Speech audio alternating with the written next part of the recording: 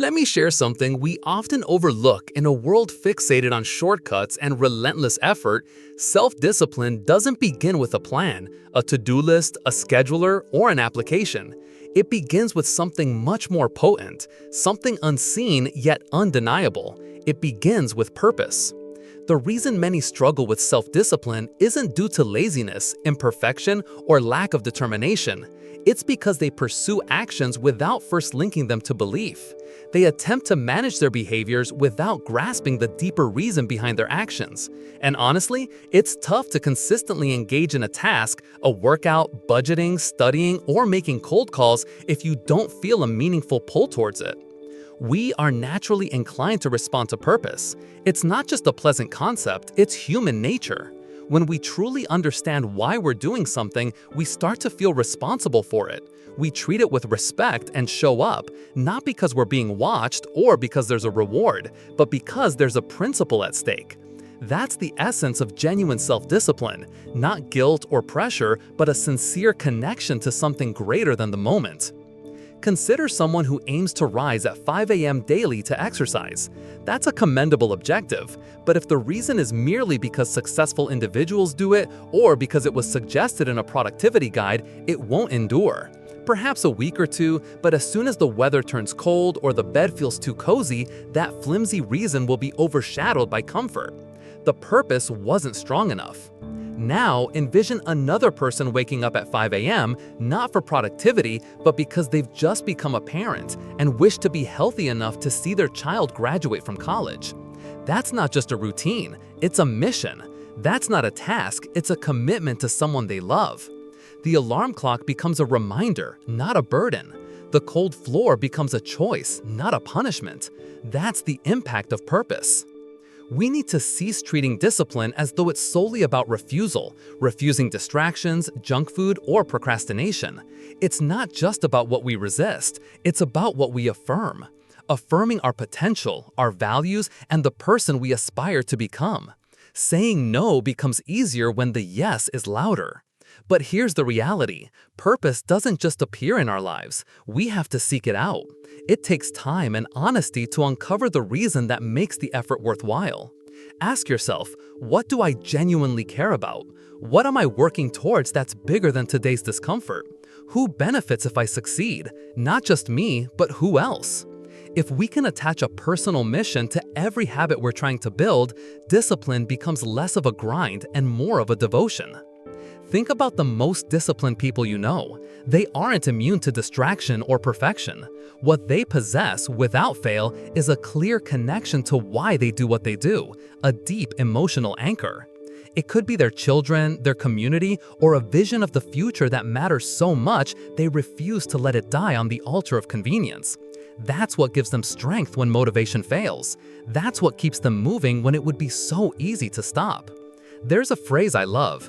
Discipline is remembering what you want, and not just recalling it once, but reminding yourself of it every single day. Because let's face it, life is noisy. We're constantly being pulled in 1,000 directions. It's easy to forget, so we need rituals, not just routines, but rituals, actions infused with meaning. Maybe it's reading your mission statement every morning, writing a note to your future self, or placing a photo of your family on your desk. Whatever helps you remember why you started, that's your anchor.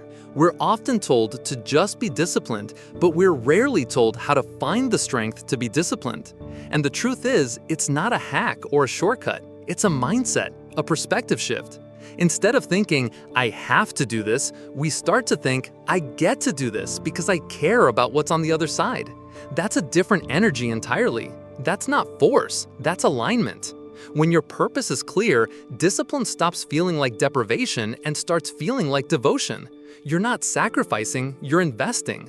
Every action becomes a brick in the foundation of something you believe in. Every repetition becomes a vote for the kind of person you want to be. And over time, that builds a kind of confidence no one can take from you. Here's the powerful truth. Self-discipline is not about suppressing desire, it's about elevating it. It's about trading short-term pleasure for long-term purpose. But to do that, we need to know what that long-term purpose is. And that's why we begin not with the action, not with the tactic, but with the why. So before we write down the 7 techniques or the 10 steps or the morning routines, we pause. We ask the real questions. Who do I want to become? What matters to me more than comfort? What kind of legacy do I want to leave behind? Because when you answer those questions with honesty and courage, discipline won't feel like a chore anymore. It will feel like a calling. And when your discipline is rooted in purpose, it becomes unstoppable. We tend to look at disciplined people as if they're born different, as if there's some gene they have that the rest of us missed. You know the type, the ones who get up at dawn, eat clean, finish their work ahead of schedule, hit the gym like clockwork, and somehow seem immune to distraction. It's tempting to assume they just have something we don't, but that assumption is part of the problem. The truth is, self-discipline is not a personality trait. It's not a gift or a genetic code. It's a choice, one that is made not once, but over and over, every single day. And that's both the good news and the hard truth. Because if it's a choice, it means we all have access to it. But if it's a choice, it also means we're responsible for making it. Discipline isn't something you have. The people who appear to be naturally disciplined aren't running on some endless fuel tank of motivation. They've just accepted a different truth, that consistency beats intensity. They understand that discipline isn't about doing extraordinary things once in a while, it's about doing ordinary things consistently, even when it's hard, especially when it's boring. Every time we choose the harder right over the easier wrong, we strengthen that muscle. Because that's exactly what self-discipline is, a muscle. And like any muscle, it doesn't grow from thinking about it or wishing it were stronger. It grows from being used, from repetition, from resistance, from showing up. Let's be honest, the temptation to wait for the perfect mood or ideal energy level before taking action is universal. We've all said it, I'll start when I feel ready. But the most disciplined people don't wait to feel ready. They show up when they don't want to. They act despite resistance, not because they're superhuman, but because they've realized that the act of showing up is what makes the readiness happen. They associate discipline not with punishment, but with identity. They no longer ask, do I feel like doing this today? Instead, they ask, what would the person I want to become do right now? And then they do that thing, not because it's easy, but because it's aligned. See, the question isn't, can I be disciplined? The real question is, am I willing to act in alignment with who I say I want to be, even when it's uncomfortable? Because let's be honest, there is always a gap between our intentions and our actions. Discipline is what bridges that gap, not perfectly, not without struggle, but persistently. Think about anyone who's achieved mastery in their craft. Athletes, artists, entrepreneurs, teachers, leaders. Their success wasn't born in grand moments. It was built in invisible ones, in the early mornings, the quiet evenings, the skipped shortcuts, the tiny acts of commitment that no one else saw. That's what discipline really looks like, not dramatic, but deliberate. And here's something we rarely admit. Discipline is not always glamorous. In fact, most of the time, it's profoundly unsexy. It's choosing water over soda, writing another paragraph when you'd rather scroll on your phone, stepping outside for a run when the couch is calling your name. These aren't moments that get applause, but they're the moments that build integrity. Because here's the thing, discipline isn't just about achievement, it's about integrity. It's about keeping the promises you make to yourself when no one is watching. And when you start to see it that way, something shifts. It's no longer about grinding your way to success. It's about honoring yourself, about acting in a way that aligns with your values, your goals, and your identity. You might stumble, you might miss a day or 10, but discipline doesn't mean perfection. It means returning, recommitting, getting back up, and doing the thing again and again because it matters to you. The act of recommitting is discipline. It's not how often you fall that defines your strength, it's how often you get back in the ring. We live in a world obsessed with fast results. We want instant transformation, overnight success, but real growth doesn't happen in a flash. It happens in the quiet, in the repetition, in the seemingly insignificant daily decisions that add up over time. The question is not how disciplined you are today, it's whether you're willing to show up again tomorrow. And here's what might be the most powerful part of all. The more you practice self-discipline, the less it feels like resistance. The more you act in alignment with your values, the more natural those actions become. What felt like effort becomes rhythm. What once felt like struggle becomes part of your story. And that's when you realize discipline didn't change you, it revealed you. The person you're trying to become is already inside you, but that version of you isn't revealed by talk or intention. It's revealed through action, consistent, intentional action that reinforces who you want to be. That's how you grow trust with yourself. That's how you become someone who believes in their own potential because you've lived it. So no, you don't need to be born with discipline. You need to practice it, choose it, work with it, not against it, one day at a time, one choice at a time. You might not always feel like it, but the beautiful part is you don't have to. You just have to keep showing up. That's the truth about self-discipline. It's not an identity, it's not a secret code, it's a practice, and every single day you get another chance to choose it. We give willpower far too much credit. We talk about it like it's the ultimate force behind change, like it's the fuel we need to push through distraction, temptation, and procrastination. But here's the truth most people miss. Willpower is limited.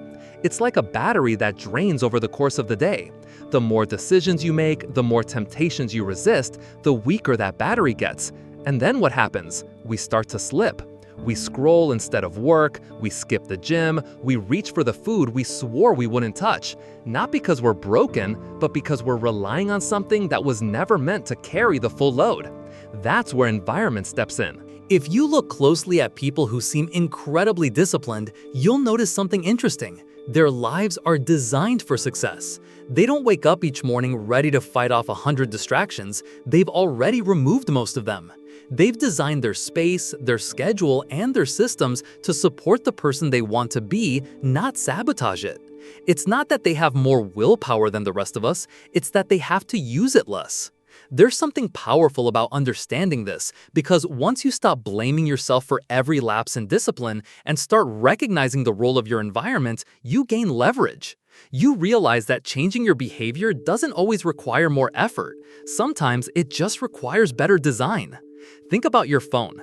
If the first thing you see when you unlock it is a social media app, guess what you're going to tap on?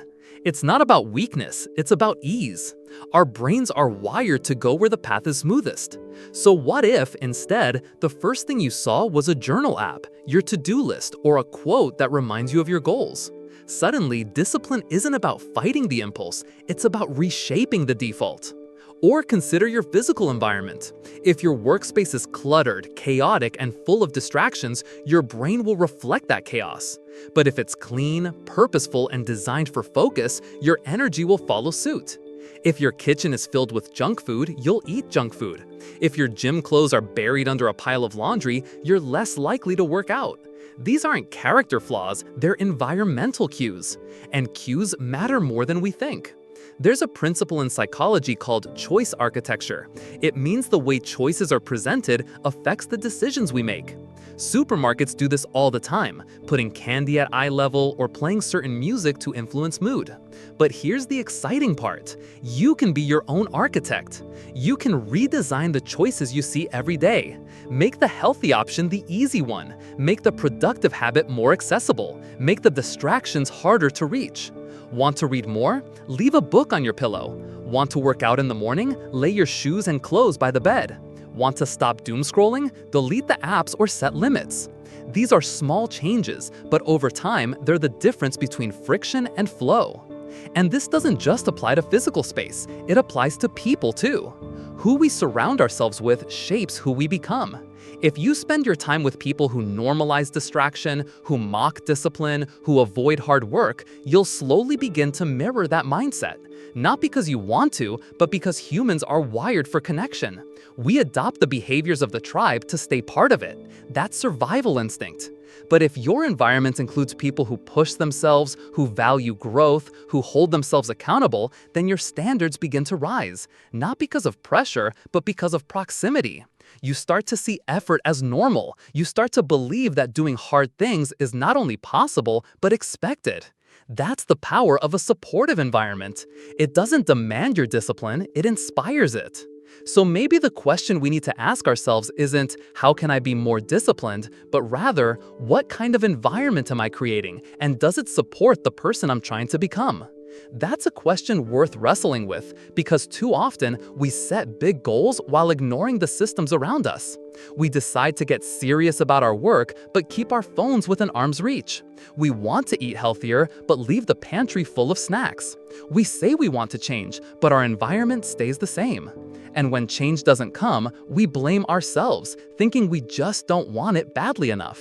But discipline doesn't mean white-knuckling your way through a minefield of temptation. It means setting yourself up to succeed. It means taking your future self seriously enough to reduce the friction between who you are now and who you want to be. It means building a world around you that helps you stay on track, even when your motivation dips, because it will. And here's the thing, motivation is emotional. It ebbs and flows. It comes in waves. But environment is structural. It stays. It holds steady when emotions don't. And that's what makes it so powerful. When you can't rely on how you feel, you can still rely on the systems you've built.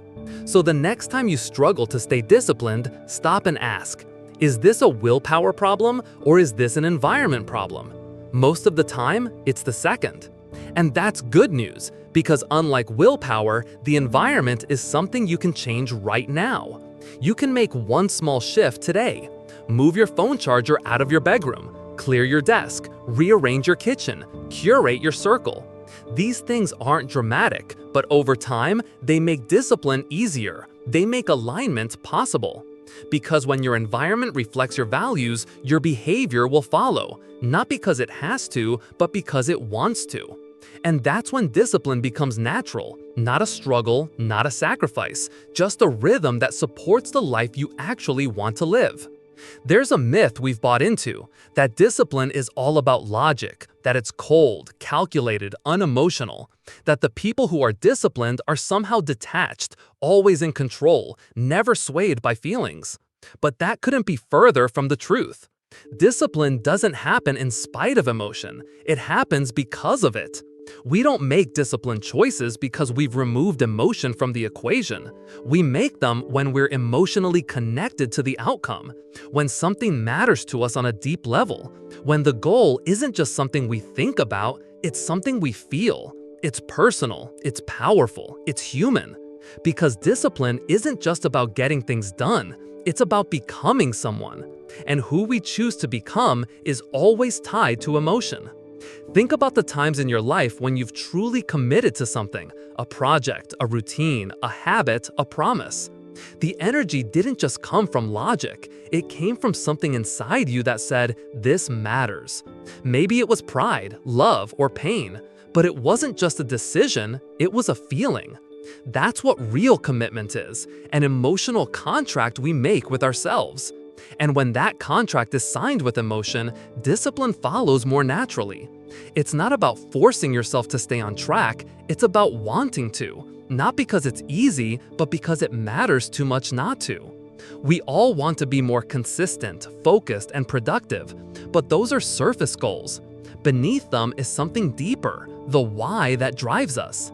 That's what emotion gives us access to. Emotion connects us to meaning. And when we're connected to meaning, our actions take on a different weight. Let's say you want to write a book. That's a goal. But goals alone rarely get us out of bed early or keep us typing when the words won't come. What moves us is something deeper. Maybe the need to tell your story, the desire to leave something behind for your kids, or the hope that your words might help someone else feel less alone. That's emotion, and that's what fuels discipline when motivation runs dry. Because motivation is a spark. It's great when it shows up, but it's unpredictable. Discipline, on the other hand, is a fire you keep feeding, and emotion is the wood that keeps it burning. If there's no emotional connection to your goal, the fire dies out. But when the emotional stakes are high, when your heart is in it, you find a way to keep going. Even when it's hard, even when it's lonely, even when no one else understands. And let's be clear, emotion doesn't mean drama. It doesn't mean being overwhelmed or reactive. It means being rooted in why something matters to you. It means bringing your humanity into the process. You can be emotional and disciplined at the same time. In fact, the most powerful kind of discipline is the kind that comes from the heart. I've met athletes who trained through pain not because they liked it, but because they were doing it for someone they loved. I've met entrepreneurs who worked through endless setbacks not because they enjoyed the grind, but because they believed in their vision so deeply they couldn't walk away. I've seen teachers stay up late crafting lessons because they saw potential in a kid that no one else noticed. That's not logic, that's not calculation, that's emotion in its purest, most purposeful form. So if you're struggling to stay disciplined, don't just ask, what do I want to do? Ask, what do I feel connected to? Find the emotion behind the goal. Find the face behind the dream. Is it your family, your future, or the version of you you're trying to prove something to, or maybe forgive? Whatever it is, get close to it, name it, feel it, let it fuel you. Too often, we try to discipline ourselves by beating ourselves up. We think that if we just apply more pressure, we'll perform better. But shame is not a sustainable motivator. Guilt is not a long-term strategy. What we need isn't more self-judgment, it's more self-connection. Discipline that comes from love for our goals, for our people, for our potential. That's the kind that lasts. And let's not forget, emotion also helps us bounce back. We will fall short, we will miss days, skip steps, lose momentum. That's not failure, that's human. What brings us back is not discipline alone, it's remembering why we started. It's reconnecting to the emotion behind the effort. It's remembering what we care about and choosing again. That's the heart of resilience. Discipline without emotion is just obedience. It might work for a while, but eventually it runs out of steam. Real discipline, the kind that lasts, the kind that transforms us, is built on care, commitment, and meaning. It's what happens when we connect our actions to something that matters to us on a deep human level. So don't try to feel less when you're working towards something. Feel more. Get closer to what lights you up, what breaks your heart, what keeps you awake at night. Let that be the thing that gets you moving in the morning, even when it's hard. Let that be your anchor when you want to quit. Let that be your reason when excuses start to sound convincing. Because in the end, it's not about being robotic or rigid. It's about being real.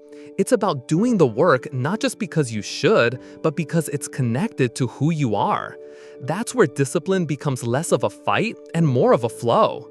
That's where it stops being something you push yourself to do and starts being something you're called to do. When we stop separating discipline from emotion, we unlock a whole new level of strength. Not just the strength to act, but the strength to keep acting again and again with purpose and passion. And that's the kind of discipline that doesn't just change your habits, it changes your life.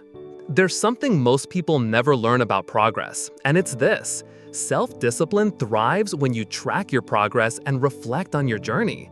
We often think discipline is about looking forward, about pushing through, grinding, showing up again and again. But the truth is, the fuel we need to stay consistent isn't just found in the vision of what we want to become, it's found in the memory of how far we've already come. You see, it's not just effort that keeps us going, it's evidence. When we're trying to build something new, a habit, a business, a life we're proud of, it's easy to get lost in the gap between where we are and where we want to be. And that gap can be intimidating. It can make us feel like we're not moving fast enough, like we're not doing enough, like maybe we're just not cut out for it. And when those thoughts creep in, discipline starts to erode, not because we don't care, but because we lose sight of our progress. But when we pause to look back, when we document the work we've done, the decisions we've made, the small wins along the way, something powerful happens. We remember that we are moving. We remember that we can change. And most importantly, we start to believe that our efforts are making a difference. That belief, that sense of movement, is one of the greatest motivators there is. It turns discipline from a burden into a momentum machine. And let's not forget, Emotion also helps us bounce back. We will fall short. We will miss days, skip steps, lose momentum. That's not failure, that's human. What brings us back is not discipline alone. It's remembering why we started. It's reconnecting to the emotion behind the effort. It's remembering what we care about and choosing again. That's the heart of resilience. Discipline without emotion is just obedience. It might work for a while, but eventually it runs out of steam. Real discipline, the kind that lasts, the kind that transforms us, is built on care, commitment, and meaning. It's what happens when we connect our actions to something that matters to us on a deep human level. So don't try to feel less when you're working towards something. Feel more. Get closer to what lights you up, what breaks your heart. Tracking your progress isn't just about ticking boxes. It's about making your growth visible. Because growth, real, personal, internal growth, is often invisible to the eye. You don't wake up one morning with a neon sign flashing, "You're improving." It happens quietly, subtly, day by day. And if you're not paying attention, you'll miss it. You'll think you're standing still when, in fact, you're becoming someone entirely new. That's why reflection matters. That's why journaling matters. That's why measuring matters. It brings the invisible into focus. It gives you proof that change is happening even when you don't feel it. And sometimes when motivation disappears, as it always will, that proof is what gets you back on your feet. I've seen people change their lives not because they suddenly got more motivated, but because they kept a record, a simple notebook, a daily log, a photo album, a journal, some way to track the effort, not to impress anyone else, not to be perfect, but to remind themselves that the work they were doing had weight, that the person they were becoming was real. And when you start to track your progress, something else opens up, the opportunity to reflect, to learn, to adjust. Discipline isn't about rigid repetition, it's about intelligent repetition. If you do the same thing every day without pausing to ask if it's working, you might just be burning out instead of building up. But if you check in with yourself, not just physically, but mentally and emotionally, you get to refine, you get to evolve. You might realize that your routine needs a shift, that the reason you keep missing that 5 a.m. workout isn't because you're lazy, it's because you're exhausted, or that you do better with an evening walk. You might see that your most focused work happens not in long marathons, but in short 90-minute bursts. These aren't setbacks, these are insights, and you only get them if you reflect. Discipline that doesn't include reflection will eventually break. It will become mechanical, detached, joyless. But when you build in time to review, to learn, to ask what's working, what's not, what am I proud of, discipline becomes a dialogue, a relationship, not just something you force yourself to do, but something you understand and refine. I met someone once who wanted to lose 100 pounds. He started with the typical approach: strict diet, daily workouts, no days off. He was disciplined for a while, but what kept him going wasn't the weight loss. It wasn't the number on the scale. It was the habit he built of writing down one sentence every night. What did I do today that my future self will thank me for? Some days the answer was, I went for a walk. Some days it was, I said no to dessert. Other days it was, I rested. But every day he reflected. He created a thread that connected his effort to his identity. That thread became his lifeline. Reflection reminds us why we started. Progress reminds us that we're capable. The two together build a rhythm that is hard to break. You don't need to be perfect. You just need to keep moving and keep noticing that you're moving. And sometimes it's not just about noticing what you've done. It's about honoring who you're becoming. Because the truth is, every act of discipline is a vote for the person you want to be. And every time you reflect, you give yourself a chance to witness that transformation in real time.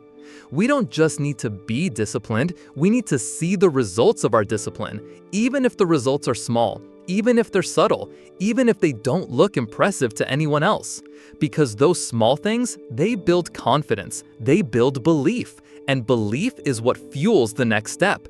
So whatever it is you're working toward, track it, write it, speak it out loud, capture the journey, not for the sake of performance, but for the sake of perspective. The more clearly you can see your progress, the more likely you are to keep going, not out of pressure, but out of purpose. Discipline doesn't grow from force, it grows from awareness. And awareness comes from reflection, from taking a breath, from paying attention, from giving yourself credit for the effort, even when the outcome isn't there yet. That's how you build a discipline that lasts, not just by pushing harder, but by seeing clearer, by connecting the dots, by recognizing that you're further along than you think. Because sometimes the most powerful thing you can say to yourself is not, go faster, but look how far you've come. And from that place, not guilt, not pressure, but pride, you'll find the strength to keep moving forward.